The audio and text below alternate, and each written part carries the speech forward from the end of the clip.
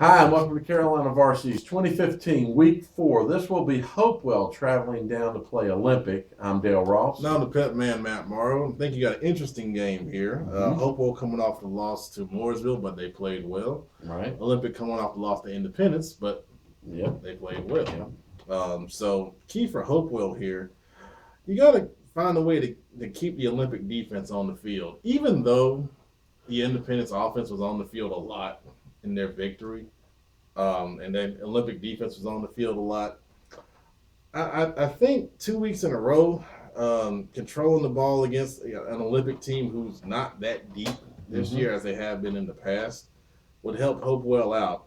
They threw the ball decently, got 3 touchdown passes out of their quarterback, Trey Faison. They run the spread option, a lot of motion, things of that nature going on. So Olympics going to have to be real smart in their keys. But if Hopewell can kind of shorten the game and keep their offense out there, methodical drives, put up points, I think they're going to be okay. The Olympic offense seems to be having some troubles. The quarterback got hurt, so now they're on the backup quarterback. Not sure if he's going to be back for this game or not.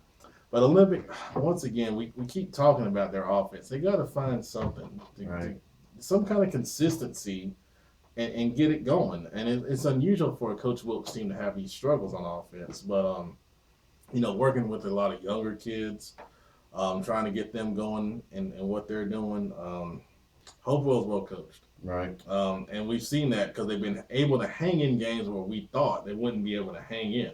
I mean, for a half, that game at Mooresville was tied. And, that's a reflection of good coaching because Hopewell lost a lot. Yeah. And they're hanging in there with kids that don't have a ton of experience. It's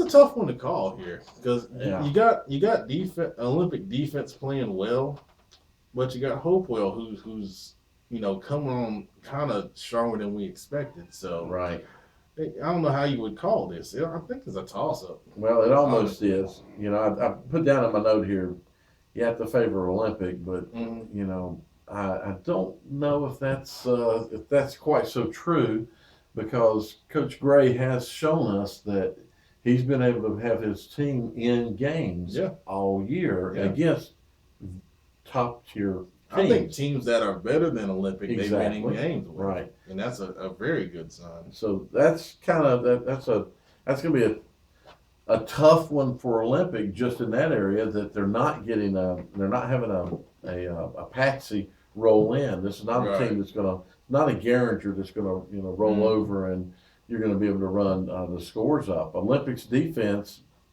as maligned as they may have been, they still only held Independence to only 10 points. So Independence should have. I heard comments about they had over 400 yards offense, and it doesn't matter at the end of the day. It's what's on the scoreboard. You can have 800 yards of offense. You walk off the field with 10 points, and the other team scores 11. You lose.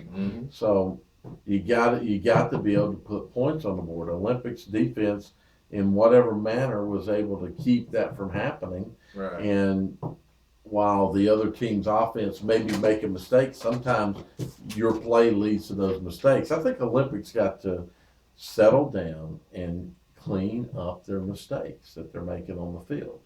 They've got to cut down on the penalties. We said this before, and I'll just keep saying it. That's probably Olympics' biggest problem is self-inflicted. So they cause these mistakes. They cause the turnovers. They cause the penalties. You got to clean those up. You clean those up, your opportunities to win increase tremendously. I think it was the Butler game. They had 8 turnovers, 7 turnovers. You can't win ball games like that.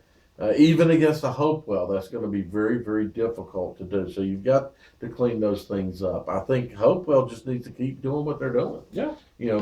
Follow your coach's direction. The biggest thing I think is with Hopewell is we've seen in their last 2 games, teams have kind of worn them down. And I think it happened with Lake Norman. They kind of took that game over in the 4th quarter.